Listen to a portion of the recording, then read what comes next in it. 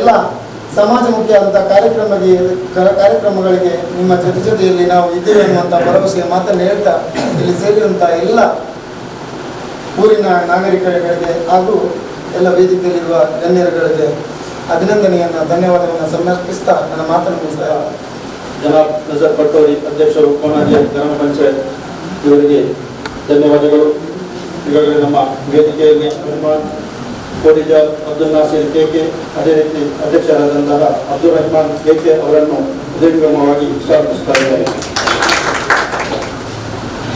ಮುಂದೆ ಮಾತನಾಡಿ ಶುಭ ಹಾರೈಸಲಿರುವವರು ಶ್ರೀ ಅಚ್ಯುತ ಗಟ್ಟಿ ಸದಸ್ಯರು ಕೋನಾಜೆ ಗ್ರಾಮ ಪಂಚಾಯತ್ ಅವರನ್ನು ನಾನು ಉರ್ಲದ ಕಾರ್ಯಕ್ರಮ ಈ ಕಾರ್ಯಕ್ರಮ ಮಾತ ಸೇರಿದ ಬಹುಶಃ ಹಿರಿಯರು ಕಿರಿಯರು ಜವನಿರು ಜೋಕರು ಮಾತ ಕಾರ್ಯಕ್ರಮ ನೀರು ಕೊರ್ಪುನಂಚಿನ ಒಂಜಿ ವ್ಯವಸ್ಥೆ ಆಯ್ನೇನ ಹಿಂಗೆ ಉದ್ಘಾಟನೆ ಮಾಡ್ಪುನಂಚಿನ ಕಾರ್ಯಕ್ರಮ ಬಹುಶಃ ಈ ಒಂಜಿ ಕಾರ್ಯಕ್ರಮ ಹಿರಿಯರು ಅಂಚನೆ ನಮ್ಮ ರವೀಂದ್ರ ಮಾಸ್ಟರ್ ಬಹುಶಃ ಇಂಗ್ಲ ಈ ಒಂಜಿ ಸಂಘ ಸ್ಥಾಪನೆ ಅನ್ನೋಂಗ ಇಂಗ್ಲಿಗೆ ಮಾರ್ಗದರ್ಶಕರಾದ ಕೋಡಿಜ ರವೀಂದ್ರ ರೈತರು ಹಿಂಗೆ ಮಸ್ತ್ ಸಹಕಾರ ಹೊಂದೊಂದಿಲ್ಲ ಆಯ್ತು. ಒಟ್ಟಿಗೆ ಬಹುಶಃ ಕೊನಾಜೆ ಪಂಚಾಯತ್ ನಮ್ಮ ಇತ್ತನೆ ಪಂಡಿರು ಸರ್ವಧರ್ಮೀಯರನ್ನ ಒಂಜಿ ಕ್ಷೇತ್ರ ಎಂಕಲ ಯುವಕ ಸಂಘದ ಎಂಕಲ ಉದ್ದೇಶ 85 ಸ್ಟಾರ್ಟ್ ಮಾಡ್ಕೊಂಡಾಗ ಸರ್ವಧರ್ಮದ ಉಟ್ಕೋಡು ಬೊಕ್ಕ ಸರ್ವಧರ್ಮದ ಕಾರ್ಯಕ್ರಮಗಳು ಬೊಕ್ಕ ಶಿಕ್ಷಣ ಬೊಕ್ಕ ಬೇತೆ ಬೇತೆ ಸಾಂಸ್ಕೃತಿಕ ಕಾರ್ಯಕ್ರಮ ದೈ ನಡುಪನ ಕಾರ್ಯಕ್ರಮ ಇಂಚಿನ ಕಾರ್ಯಕ್ರಮ ಅನ್ಕೊಡು ನಮ್ಮ ಉದ್ದೇಶಗಳು 87 ಎಂಕಲು ಬೇತೆ ಬೇತೆ ಕಾರ್ಯಕ್ರಮ ಬಂದ ಬಹುಶಃ ಈ ಒಂಜಿ ಕಾರ್ಯಕ್ರಮ ಈ ಒಂಜಿ ಪ್ರದೇಶಗಳು ಸುಮಾರು ಮೂಜಿನ ಸರ್ತಿ ಮೆಂಬರ್ ಆದಲ್ಲ ಎಂಕಲು ಸಮಾಜಕ್ಕೆ ಇಂಚಿನ ಕೊರಡು ಬಂದ್ಕೊಂಡ ಉದ್ದೇಶಗಳು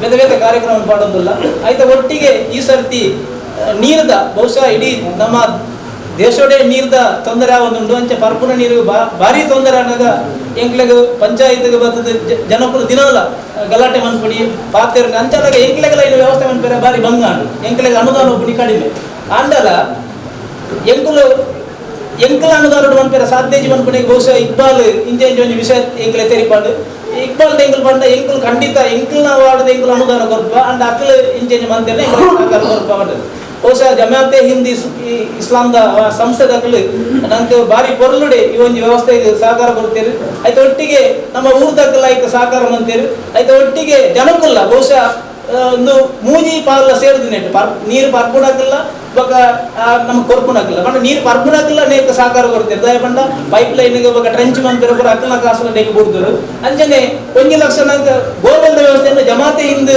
ಸಂಸ್ಥೆದಾಗಲು ಕೊಡ್ತಾರೆ ಅಂಚನೆ ಐಕ್ ಬೋರ್ವೆಲ್ ಪಂಪ್ ಜಗಳ ಬಕ್ಕ ಕೇಬಲ್ದ ವ್ಯವಸ್ಥೆಯನ್ನು ಎಂಕಲ್ ಪಂಚಾಯತ್ ಎಂಕಲ್ನ ಅನುದಾನ ಅಂತ ಅಂಜಾದ ಮಾತೆಲ್ಲ ಸೇರಿದ ಮಂತಿನ ಈ ಪ್ರೀತಿ ಜಾಸ್ತಿ ಬಹುಶಃ ನನ್ನ ಮಿತ್ತಿಗಲ ಅಟ್ ಆ ಜನಗಳಿಗೆ ಪ್ರೀತಿ ಜಾಸ್ತಿ ಆಗೋಣ ಉದ್ದೇಶಗಳು ಎಂಕಲಿ ಕಾರ್ಯಕ್ರಮ ಜಂಟಿಯಾದ ಮಂತಿನೆಟ್ಟು ಇನಿ ಬಹುಶಃ 4 ಇಂಚ್ ನೀರು ದಿಕ್ಕದು ನಾವು ಮಾತೆಲ್ಲ ಈ ಒಂದು ಪ್ರದೇಶಗಳು ನೀರ್ದ ಒಂದು ಅಭಾವ ಕಮ್ಮಿ ಆದ ಎಂಕ್ಲೆಗೆ ಭಾರಿ ಸಂತೋಷ ಆಯ್ತು. ಒಟ್ಟಿಗೆ ಎಂಕಲ್ ಕುಡಂಜಿ ಬಹುಶಃ ಕೋಡೆ ಜಮಾತ್ ಹಿಂದ್ ಇಸ್ಲಾಂದ ಅಕ್ಲ ಪದಾಧಿಕಾರಿಗಳು ಬರ್ತದೆ ಎಂಕಡ ಡಿಸ್ಕಸ್ ಮಾಡ್ಕೊಂಡಾಗ ಎಂಕಲ ಕುಡಂಜಿ ಬಣ್ಣ ದುಮ್ಮಿ ಎಂಕಲ ಒಂಜೆ ವಾರ್ಡ್ ಇತ್ತು ಈತ 2 ವಾರ್ಡ್ ಆದಾಗ ಆ ಕಲ್ಲುಗುಡ್ಡೆ ಅನ್ಕೊಂಡ ಪ್ರದೇಶಗಳು ಭಾರಿ ನೀರು ತೊಂದರೆ ಉಂಟು ಅವಾಗ ಎಂಕಲ್ ಬಂಡ ಎಂಕಲಿಗೆ ನೇರ್ತಲ ಮುಖ್ಯ ಅಲ್ಪದ ಒಂದು 10-20 ಇಲ್ಲುಂಡು ಆ ಇಲ್ಲದಾಗಲೇ ಒಂದು ನೀರು ವ್ಯವಸ್ಥೆ ಆವಡು ಅನ್ಕೊಂಡ ಉದ್ದೇಶಗಳು ಎಂಕಲೊಂದು ಮನವಿ ಕೊಡ್ತಾ ಬಹುಶಃ ಆ ಮನವಿಗೆ ಸ್ಪಂದಿಸೋದು ಕೂಡ್ಲಾಗಲು ಆ ಸ್ಪಾಟ್ಗೆ ಬರ್ತದೆ ಸ್ಥಳ ಪರಿಶೀಲನೆ ಮಂತದ್ದು ಬರ್ಪಿನ ಈ ಒಂದು 10-15 ನಿಮಿಷದಲ್ಲಿ ಎಂಕಲು ವ್ಯವಸ್ಥೆ ಮಂತು ಕೊರ್ಪ ಬಂದದ್ದು ಎಂಕಲು ಭರವಸೆ ಕೊಡ್ತೇವೆ.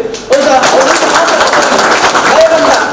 ಸಮಾಜ ಸೇವಾ ಕೆಲಸ ಅನ್ಕೊಂಡು ಕೆಲವೊಂದು ಸಂಘಟನೆ ಉಪ್ಪು ಜಾತಿ ಸಂಘಟನೆ ಬೇರೆ ಸಂಘಟನೆ ಉಪ್ಪು ಅಂಡಲ ಸಮಾಜಕ್ಕೂ ಬರೋದು ಆ ಸಂಸ್ಥೆ ಕೆಲಸ ಮಾಡ್ಕೊಂಡು ಮಣ್ಣ ನಾವು ಮಾತಿರಲ್ಲ ಜಾತಿ ಧರ್ಮ ಗುರ್ದು ಕೆಲಸ ಮಾಡ್ಕೊಂಡ ಮಾತ್ರ ಈ ಒಂದು ಎಡ್ಡೆ ಕೆಲಸ ಅವು ಪೂರ್ಣ ಆದ ಆಯ್ರ ಸಾಧ್ಯತೆ ಉಂಟು. ಬಹುಶಃ ನಮ್ಮ ತೂಂದಿಲ್ಲ ಕೈತರು ಇನ್ನು 87 ನಡ್ತನಂತನ ಆ ಪೆಲ್ತ ಮರಟ್ಟು ಮಾತ ಪೆಲಕೆ ಒಂದು ಇನ್ನು ಊರ್ದಾಗ ಮಾತ 2 ಸರ್ತಿ 3 ಸರ್ತಿ ಇದ್ದದೊಂದು ಬಂದಿಲ್ಲ ಬಂಡ ಎಂಕಲು ಸಮಾಜ ಈ ಊರು ಈ ಭೂಮಿಗೆ ಬರ್ತೀನಿ ಬಕ್ಕ ಎಂಕಲೆಂಜಿನ ಸೇವೆ ಮಾಡ್ಕೊಡು ಅವು ಬೊಕ್ಕರೆಗೆ ತಿಕ್ಕೊಂಡು ಎಂಕಲ ಧರ್ಮಡ್ಲ ಬಂದ್ಕೊಡು ಶ್ರೀಕೃಷ್ಣ ಪರಮಾತ್ಮ ಅನ್ಕೊಂಡು ಜನಕುಲ ಸೇವೆ ಮಾಡ್ತು ಫಲ ತಿಕ್ಕು ನಾವು ಬಿಡ್ಕೊಣ ಪರಮಾತ್ಮ ಬಿಡ್ ನಾನು ಅಂಚನೆ ಎಂಕಲು ಐದು ಮಂತಂದು ಪಾಂಡ ಆಯ್ತ ಫಲ ಬೇಕಾಗಿ ತಿಂತೀರ ಆಯ್ತವರ ನಮ್ಮ ಮಾತಿರಲ್ಲ ಎಡ್ಡೆ ರೀತಿಯ ಎಡ್ಡೆ ಮನಸ್ಸು ಈ ಊರದ ಅಭಿವೃದ್ಧಿಗೆ ಕೆಲಸ ಮಾಡ್ತಂದ್ರೆ ಖಂಡಿತ ಜನಕುಲ ಸಹಕಾರ ಕೊಡ್ತೇವೆ ಪಣೊಂದು ಎಲ್ಲ ರಡ್ಡು ಬರ್ತದೆ. ಮತ್ತು ಸೇರಿದ ಬಂಧುಗಳು ಈಗಾಗಲೇ ಉದ್ಘಾಟಕರು ಒಳ್ಳೆಯ ರೀತಿಯಲ್ಲಿ ಕೆಲವು ಮಾತುಗಳನ್ನು ಆಡಿದ್ದಾರೆ. ಅದಕ್ಕೆ ಪೂರಕವಾಗಿ ನಮ್ಮ ನಜೀರ್ ಸಾಹೇಬರು ಕೂಡ ಅವರ ಅನಿಸಿಕೆಗಳನ್ನ ನಮ್ಮ ಮುಂದೆ ಹಂಚಿದ್ದಾರೆ. ಎಲ್ಲಕ್ಕಿಂತಲೂ ಉತ್ತಮವಾಗಿ ಅಚ್ಯುತ್ ಗಟ್ಟಿಯವರು ಕೂಡ ಸ್ಪಂದನೆ ನೀಡಿದೆ. ಇವತ್ತು ನೀರು ಕೊಡುವುದಂತ ಹೇಳಿದರೆ ಎಲ್ಲ ಧರ್ಮದ, ಎಲ್ಲ ವರ್ಗದ ಮತ್ತು ಎಲ್ಲ ಸಂಘಟನೆಗಳ ಆದ್ಯ ಕರ್ತವ್ಯ ಕೂಡ ಆಗಿದೆ. ಬಹುಶಃ ಅದನ್ನೇ ಮನಗಂಡ ಇವತ್ತು ಮೊಹಮ್ಮದ್ ಕುಂಜಿಯವರ ನೇತೃತ್ವದ ಜಮಾತೆ ಇಸ್ಲಾಂ ಸಂಘಟನೆ ನಮ್ಮ ಇಲ್ಲಿಗೆ ಸ್ಪಂದನೆಯನ್ನು ನೀಡಿ ಒಂದು ನೀರಿನ ವ್ಯವಸ್ಥೆಯನ್ನು ಅವರು ಮಾಡಿದ್ದಾರೆ. ಯಾವಾಗಲೂ ಕೂಡ ಇಲ್ಲಿ ಈ ಪ್ರದೇಶದ ನೀರಿನ ತೊಂದರೆ ಮಾರ್ಚ್, ಏಪ್ರಿಲ್, ಮೇ 3 ತಿಂಗಳಲ್ಲಿ ಇದ್ದೇವೆ. ಬಹುಶಃ 4 ಇಂಚು ಬೋರ್ವೆಲ್ ಹಾಕಿ ಎಷ್ಟು ಸಮಯ ಆಯಿತು? 1.5 ತಿಂಗಳು. ಅಂದರೆ ಏಪ್ರಿಲ್ನಲ್ಲಿ 4 ಇಂಚು ನೀರು ಸಿಕ್ಕಿದೆ ಅಂತ ಹೇಳಿದರೆ ಅದು ಶಾಶ್ವತವಾದ ನೀರು ಎಂಬುದನ್ನು ನಾವು ತಿಳ್ಕೊಳ್ಬೋದು. ಆದ್ದರಿಂದ ಅದಕ್ಕೆ ಇವತ್ತು ಪಂಪಿನ ಜೋಡಣೆ ಕೂಡ ಜಮಾತೆ ಇಸ್ಲಾಂ ಹಿಂದ್ ಮತ್ತು ನಮ್ಮ ಪಂಚಾಯತ್ ವಾರ್ಡಿನ ಜನನಾಯಕ ಚುನಾಯಿತ ಪ್ರತಿನಿಧಿಗಳು ಸೇರಿಕೊಂಡು ಮಾಡಿದೆ. ಒಳ್ಳೆಯ ಒಂದು ಶುಭ ಲಕ್ಷಣ. ಇನ್ನು ಪುನಃ ಕಲ್ಲುಗುಡ್ಡೆ, ಅದು ಕೂಡ ಭಾರಿ ನೀರಿನ ಅಭಾವದ ಪ್ರದೇಶ. ಅಲ್ಲಿ ಕೂಡ ಮೊಹಮ್ಮದ್ ಕುಂಜಿಯವರು ದೊಡ್ಡ ಮನಸ್ಸು ಮಾಡಿ ಒಂದು ಮಾಡಿಕೊಟ್ಟೆ ಪಂಚಾಯತಿನ ಸಹಕಾರವನ್ನು ನಾನು ಕೊಟ್ಟೆ ಕೊಡ್ತಾರೆ. ಇವತ್ತು PDOರವರನ್ನು ಮಾಡಿದ್ದಾರೆ. ಯಾವುದೇ ಸರ್ಕಾರದ ಕೆಲಸ ಯಶಸ್ವಿಯಾಗಬೇಕಿದ್ದರೆ ಚುನಾಯಿತ ಪ್ರತಿನಿಧಿ ಮತ್ತು ಅಧಿಕಾರಿ ವರ್ಗ, ಅದು ಒಂದು ನಾಣ್ಯದ 2 ಮುಖ ಇದ್ದಾಗ. ನಜೀರ್ ಸಾಗೆ ಸಮಾಜ ಸೇವೆ ಮಾಡಲಿಕ್ಕೆ ಮನಸ್ಸಿದ್ದರೆ ಅದು ಯಶಸ್ವಿಯಾಗಬೇಕಿದ್ದರೆ PDO ನಮ್ಮ ಸಹೋದರಿ ಭಾಳ ಯಶಸ್ವಿಯಾಗಿ ಕೆಲಸವನ್ನು ಅವ್ರು ಮಾಡ್ತಾಯಿದ್ದಾರೆ. ನಾನು ಅವರನ್ನು ಬೇರೆ ಬೇರೆ ನಮ್ಮ ಧರ್ಮದ ಜನರಿಂದ ಅವರ ಬಗ್ಗೆ ಕೇಳಿದಾಗ ಒಳ್ಳೆಯ ಅಭಿಪ್ರಾಯ ಸಿಕ್ಕಿದೆ. ನನಗೆ ಸಂತೋಷ. ಅದರಿಂದ ಹೇಳಿದರೆ ನಾವು ಯಾರು ಕೂಡ ನಾವು ಧರ್ಮದಲ್ಲಿ ಹಿಂದೂಗಳು, ಮುಸಲ್ಮಾನರು, ಕ್ರೈಸ್ತರು ಬೇರೆ ಬೇರೆ ಆಗಿದ್ದರೂ ಕೂಡ ದೇವರ ವಿಚಾರ ಬಂದಾಗ ದೇವರು ಒಬ್ಬನೇ, ನಾಮ ಹಲವು ಬಗೆ, ದಾರಿ ಬೇರೆ ಬೇರೆ ಅಂತಂಬುದನ್ನು ಪುರಂದರದಾಸರು ಅಂತೇಳಿ ಹಿಂದೂ ಧರ್ಮದ ಖ್ಯಾತ ಸಂತ ಅವರು ಹೇಳಿದ್ದಾರೆ. ಇವತ್ತು ನಮ್ಮ ಪದ್ಮಾವತಿಯವರ ಬಿಲ್ಲವ ಸಮಾಜದ ಪುನರುಜ್ಜೀವನ ಮಾಡಿದ ಗುರುನಾರಾಯಣರು ಕೂಡ ಕುರಾನನ್ನು ಸ್ಪಂದನೆ ನೀಡಿ ವೇದವನ್ನು ಅರಿತುಕೊಂಡು ಬೈಬಲನ್ನು ಓದಿ ಅವರು ಕೂಡ ಹೇಳಿದರು, ಒಂದೇ ಜಾತಿ, ಒಂದೇ ಮತ, ಒಂದೇ ದೇವರು.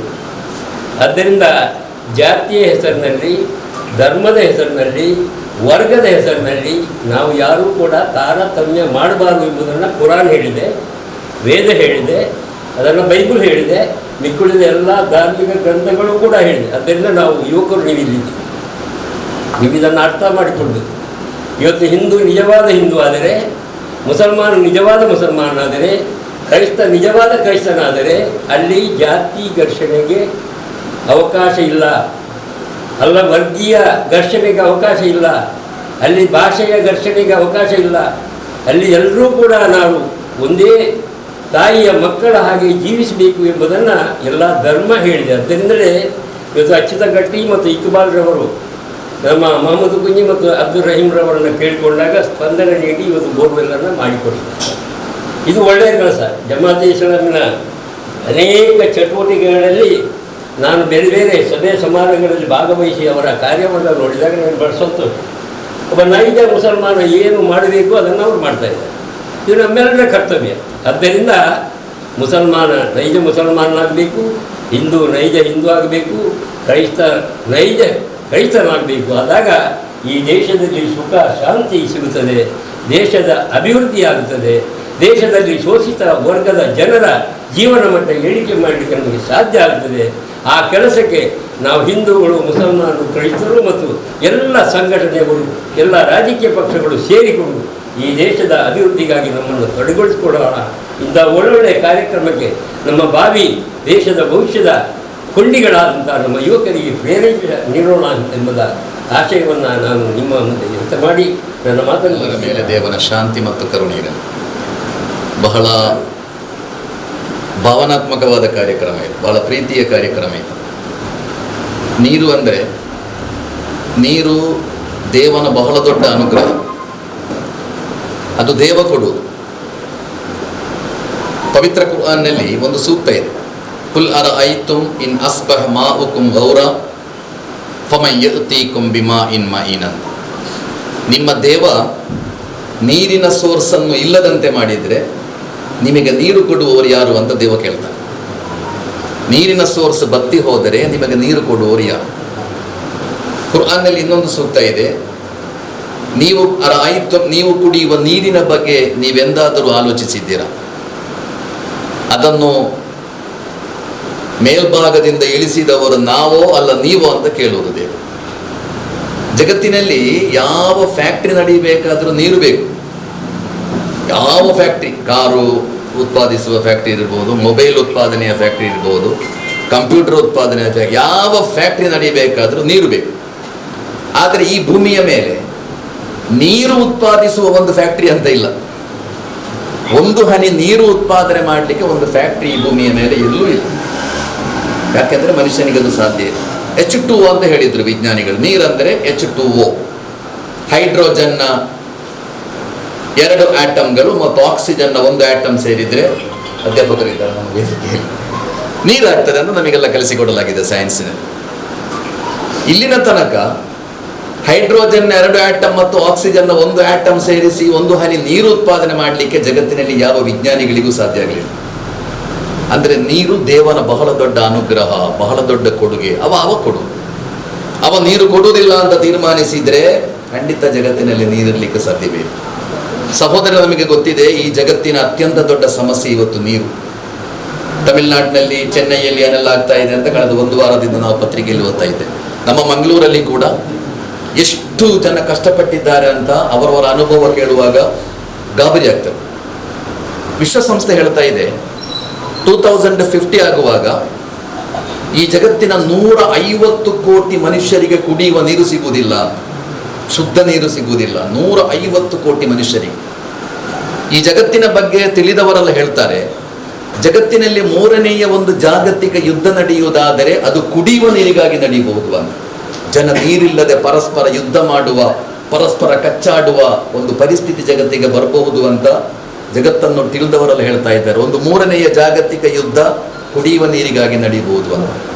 ಇವತ್ತು ನೀರಿನ ಬಗ್ಗೆ ಜಗತ್ತಿನಲ್ಲಿ ಎಲ್ಲರೂ ಎಚ್ಚರಿಸ್ತಾ ಇದ್ದಾರೆ, ಎಲ್ಲ ರೀತಿಯಲ್ಲೂ ಎಚ್ಚರಿಸ್ತಾ ಇದ್ದಾರೆ. ನಮಗೆ ಗೊತ್ತಿರಬೇಕು, ನೀರು ಹೀಗೆಲ್ಲ ಆಗಲಿಕ್ಕೆ ಕಾರಣ ದೇವರಲ್ಲ. ದೇವರು ಖಂಡಿತ ಎಷ್ಟು ಬೇಕೋ ಅಷ್ಟು ಕೊಡ್ತಾನೆ. ಈ ಸಿಸ್ಟಮ್ ಮನುಷ್ಯ ಹಾಳು ಮಾಡಿದ್ದು. ನಾವು ನೀರಿನ ಸೋರ್ಸನ್ನೆಲ್ಲ ಹಾಳು ಮಾಡಿದ್ದೇವೆ. ನೀರು ತಂಗಿ ನಿಲ್ಲುವ ಕೆರೆಗಳನ್ನೆಲ್ಲ ತುಂಬಿಸಿ ಬಿಲ್ಡಿಂಗ್ ಕಟ್ಟಿದ್ದೇವೆ. ನಾವು ಈ ಸಿಸ್ಟಮನ್ನು ಹಾಳು ಮಾಡಿದ್ದೇವೆ ನಮ್ಮ ಸ್ವಾರ್ಥಕ್ಕಾಗಿ. ಕಾಡುಗಳಿಲ್ಲ, ಕೆರೆಗಳಿಲ್ಲ, ನೀರೆಲ್ಲೆಲ್ಲ ತಂಗಿ ನಿಲ್ಬೇಕು. ಮಂಗಳೂರಲ್ಲಿ ನೀವು ಸುತ್ತಾಡಿ, ದಕ್ಷಿಣ ಕನ್ನಡ ಜಿಲ್ಲೆ ಸುತ್ತಾಡಿ, ನೀವು ಎಲ್ಲೆಲ್ಲ ನೀರು ತಂಗಿ ನಿಲ್ಲಬೇಕು, ಅಲ್ಲಿ ಕಾಂಕ್ರೀಟ್ ಕಟ್ಟಡಗಳಿವೆ. ನೀರು ತಂಗಿ ನಿಲ್ಲಲಿಕ್ಕೆ ಜಾಗ ಇಲ್ಲ, ಭೂಮಿ ನೀರು ಇಳಿದು ಹೋಗಲಿಕ್ಕೆ ಜಾಗ ಇಲ್ಲ. ಇಂತಹ ಭಯಂಕರ ನಮ್ಮ ಸ್ವಾರ್ಥಕ್ಕಾಗಿ ನಾವೇ ಕಷ್ಟಪಡ್ತಾ ಇದ್ದೇವೆ. ನನ್ನ ಮತ್ತು ನಿಮ್ಮ ಮಕ್ಕಳು ಯಾವ ಪರಿಸ್ಥಿತಿ ಎದುರಿಸಬೇಕಾಗ್ಬೋದು ಅಂತ ಒಂದು ಎಚ್ಚರಿಕೆ ನಮಗೆಲ್ಲ ಇರಬೇಕು. ಆದ್ದರಿಂದ ನಾನು ಹೇಳ್ತಾ ಇರೋದು, ನೀರು ನಾವು ಉಪಯೋಗಿಸುವಾಗ ಬಹಳ ಜಾಗೃತೆ ವಹಿಸಬೇಕು. 4 ಇಂಚು ನೀರು ಸಿಕ್ಕಿದೆ, ಒಳ್ಳೆಯ ನೀರು, ಖಂಡಿತ ಅದು ದೇವನ ದೊಡ್ಡ ಔದಾರ್ಯ. ಯಾಕಂದರೆ ನೀರು ಖಂಡಿತ ಅವನ ಕೊಡುಗೆ, ಅದರಲ್ಲಿ ನಮ್ಮ ಕಾಂಟ್ರಿಬ್ಯೂಷನ್ ಯಾವುದೂ ಇಲ್ಲ, ಅದು ಅವ ಕೊಡುವುದು, ದೇವನ ಅನುಗ್ರಹ. ಅಂದರೆ 4 ಇಂಚು ನೀರಿದೆ ಅಂತ ಹೇಳಿ ಬೇಕಾದಷ್ಟು ನಮ್ಮ ದೊಡ್ಡ ಸಮಸ್ಯೆ ಅದು. ಇರುವಾಗ ನಾವು ಎಷ್ಟು ಉಪಯೋಗಿಸ್ತೇವೆ, ಎಷ್ಟು ಅಗತ್ಯ ಇದೆ. ಪ್ರವಾದಿ ಮುಹಮ್ಮದ್ ಸಲ್ಲಲ್ಲಾಹು ಅಲೈಹಿ ವಸಲ್ಲಂ ಹೇಳಿದ್ರು, ನೀವು ಉಲು ಮಾಡುವಾಗ ಕೂಡ ನೀರು ಕಡಿಮೆ ಉಪಯೋಗಿಸಬೇಕು. ಉಲು ಮಾಡುವುದಂದ್ರೆ ನಮಾಜ್ ಮಾಡಲಿಕ್ಕೆ ಅಂಗಶುದ್ಧಿ ಮಾಡುವುದಂತ ಇದೆ. ಬಹಳ ಪವಿತ್ರವಾದ ಕೆಲಸ ಅದು. ಪ್ರವಾದಿಯವರು ಹೇಳಿದ್ರು, ನೀವು ಉಲು ಮಾಡುವಾಗಲೂ ನೀರು ಬಹಳ ಕಡಿಮೆ ಉಪಯೋಗಿಸಬೇಕು, ಬಹಳ ಕಡಿಮೆ ಉಪಯೋಗಿಸಬೇಕು, ಎಷ್ಟಾಗತ್ತೆ ಅಷ್ಟು. ಆದ್ದರಿಂದ ಯಾವ ಸಂದರ್ಭದಲ್ಲೂ ನೀರು ಹಾಳು ಮಾಡಬಾರ್ದು. ಬಹಳ ನೀರು ಪೋಲು ಮಾಡ್ತೇವೆ. ನಮ್ಮ ಪಂಚಾಯತ್ಗಳಲ್ಲಿ ಈ ಬಗ್ಗೆ ಹೆಚ್ಚು ಗಮನ ಹರಿಸಬೇಕು ನಾನು ಹೇಳಿ. ಯಾಕೆಂದರೆ ಪೈಪಿನಲ್ಲಿ ನೀರು ಸೋರಿದ್ರೆ ಸೋರ್ತಾನೆ ಇರ್ತದೆ. ಕಾರ್ಪೊರೇಷನ್ನ ಪೈಪುಗಳು ಒಡೆದು ಹೋದರೆ 3-4 ದಿವಸ ಅದು ಒಡೆದೇ ಇರ್ತದೆ. ಇದೆಲ್ಲ ನಾವು ಮತ್ತೆ ನೀರಿಲ್ಲದ ಸಂದರ್ಭದಲ್ಲಿ ಬೊಬ್ಬೆ ಹೊಡಿತೇವೆ, ಏನೇನೋ ಮಾಡ್ತೇವೆ. ಅದರಿಂದ ನೀರಿನ ಉಪಯೋಗದ ಬಗ್ಗೆ ನಾವು ಬಹಳ ಸೂಕ್ಷ್ಮ ಆಗಿರಬೇಕು. ನೀರೆಷ್ಟು ಬೇಕು ಅಷ್ಟು ಉಪಯೋಗಿಸಬೇಕು. ಪ್ರವಾದಿಯವರು ಹೇಳಿದರು, ನಿಮಗೆ ದೇವ ನೀರು ಕೊಟ್ಟಿದ್ದಾನೆ, ಆ ನೀರಿನ ಉಪಯೋಗದ ಬಗ್ಗೆ ಖಂಡಿತ ನಿಮ್ಮನ್ನು ಪ್ರಶ್ನೆ ಮಾಡ್ತಾನೆ ಅಂತ ಹೇಳಿದರು. ಖಂಡಿತವ ನಿಮ್ಮನ್ನು ಪ್ರಶ್ನಿಸ್ತಾನೆ, ನೀರನ್ನು ಯಾಕೆ ಉಪಯೋಗಿಸಿದ್ದೀರಿ, ಯಾವ ರೀತಿ ಉಪಯೋಗಿಸಿದ್ದೀರಿ, ನೀರಿನ ಬಗ್ಗೆ ಅವನು ನಿಮಗೆ ಖಂಡಿತ ಪ್ರಶ್ನಿಸ್ತಾನೆ. ಆದ್ದರಿಂದ ನೀರು ಉಪಯೋಗಿಸುವಾಗ ಬಹಳ ಜಾಗೃತಿ ಇರಬೇಕು ನಮಗೆ. ಬಹಳ ಇದು ಅಮೂಲ್ಯವಾದ ನಿಧಿ. ಇದು ಮನುಷ್ಯನಿಗೆ ಉತ್ಪಾದನೆ ಮಾಡಲಿಕ್ಕೆ ಸಾಧ್ಯವೇ ಇಲ್ಲ.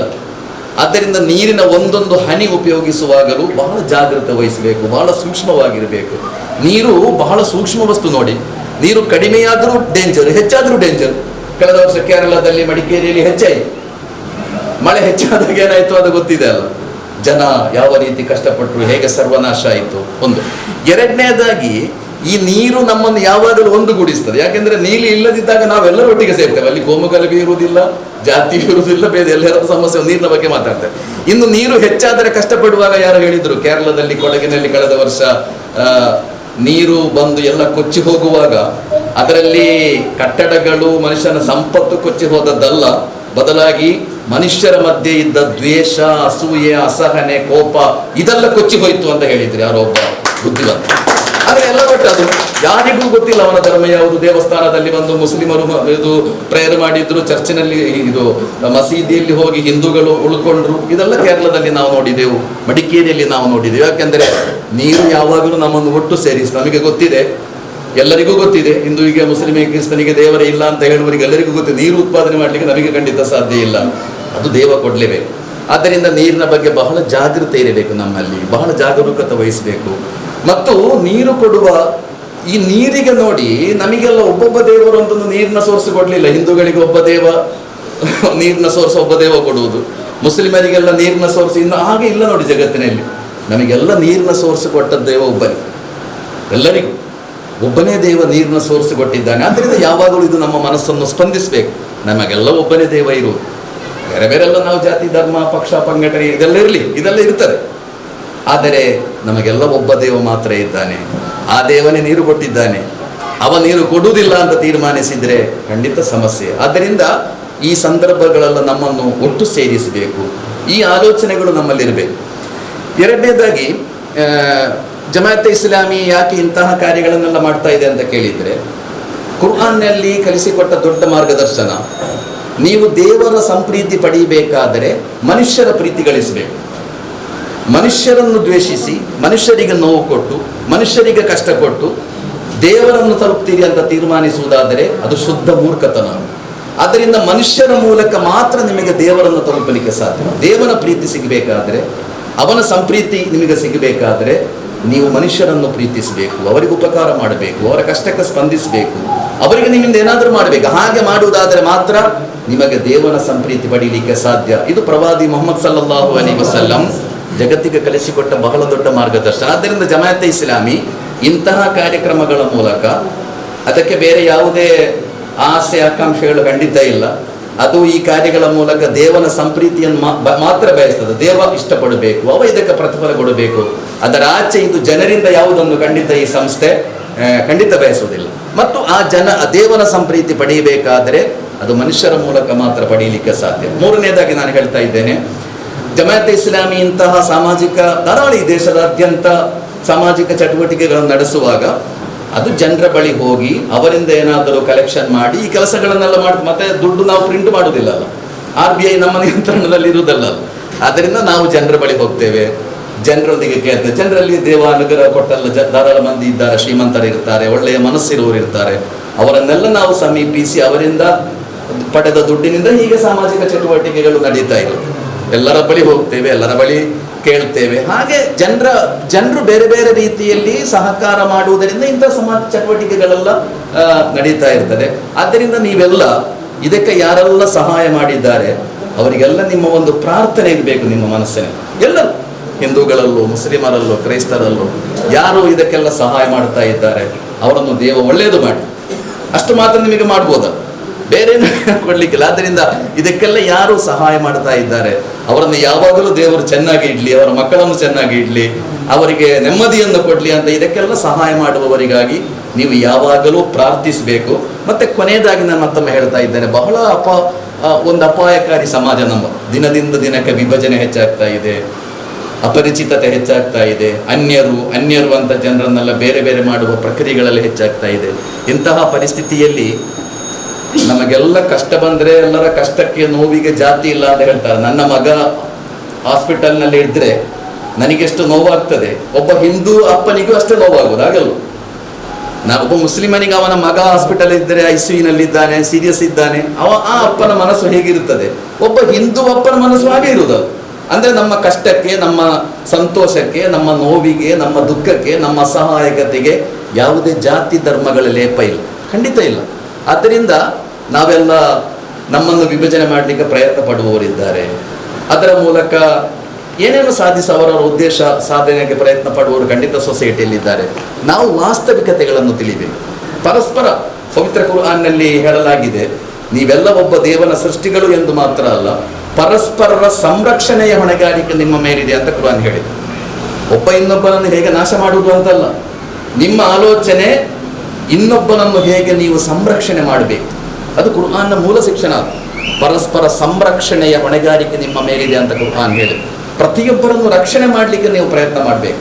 ಆ ರಕ್ಷಣೆ ಮಾಡುವುದೇ ಜಗತ್ತಿನ ಎಲ್ಲ ಧರ್ಮಗಳನ್ನೇ ಕಲಿಸಿಕೊಟ್ಟದ್ದು. ಒಬ್ಬೊಬ್ಬರನ್ನು ಹೇಗೆ ನಾಶ ಮಾಡುವುದು ಅಂತಲ್ಲ, ಒಬ್ಬೊಬ್ಬರನ್ನು ಹೇಗೆ ಬಡಿದು ಸಾಯಿಸುವುದು ಅಂತಲ್ಲ, ಒಬ್ಬನನ್ನು ಹೇಗೆ ರಕ್ಷಣೆ ಮಾಡಲಿಕ್ಕೆ ಸಾಧ್ಯ, ಅವನಿಗೆ ನೀರು ಕೊಟ್ಟು, ಅನ್ನ ಕೊಟ್ಟು, ಶಿಕ್ಷಣ ಕೊಟ್ಟು, ಕಷ್ಟಕ್ಕೆ ಸ್ಪಂದಿಸಿ, ಸಮಸ್ಯೆಗಳನ್ನು ಪರಿಹರಿಸಿ ಹೇಗೆ ಒಬ್ಬ ಮನುಷ್ಯನನ್ನು ರಕ್ಷಣೆ ಮಾಡಲಿಕ್ಕೆ ಸಾಧ್ಯ, ಅದು ನಿಮ್ಮ ಯೋಜನೆಯಾದರೆ ನಿಮ್ಮನ್ನು ಧರ್ಮನಿಷ್ಠ ವ್ಯಕ್ತಿಗಳು, ದೇವ ಇಷ್ಟಪಡುವ ವ್ಯಕ್ತಿಗಳು, ಆ ಕಾರಣಕ್ಕೆ ನಿಮ್ಮನ್ನು ಎಲ್ಲ ಮನುಷ್ಯರು ಕೂಡ ಇಷ್ಟಪಡುತ್ತಾರೆ ಮತ್ತು ಮನುಷ್ಯರು ಕೂಡ ಪ್ರೀತಿಸ್ತಾರೆ. ನನ್ನ ಮನೆಯಲ್ಲಿ ಎಲ್ಲರೂ ಪ್ರೀತಿಯಿಂದ ಇದ್ದರೆ ನನ್ನ ಮನೆ ಸ್ವರ್ಗ ಆಗಿರ್ತದೆ. ಅಲ್ಲಿ ತಂದೆ ತಾಯಿ ಮಕ್ಕಳು ಪರಸ್ಪರ ಪ್ರೀತಿ ಇದೆ, ಪತಿ ಪತ್ನಿಯರ ಮಧ್ಯೆ ಪ್ರೀತಿ ಇದೆ. ಹೀಗೆ ಒಂದು ಪ್ರೀತಿಯ ವಾತಾವರಣ ನಿಮ್ಮ ಮನೆಯಲ್ಲಿ ಇದ್ದರೆ ನಿಮ್ಮ ಮನೆ ಸ್ವರ್ಗ ಆಗಿರ್ತದೆ.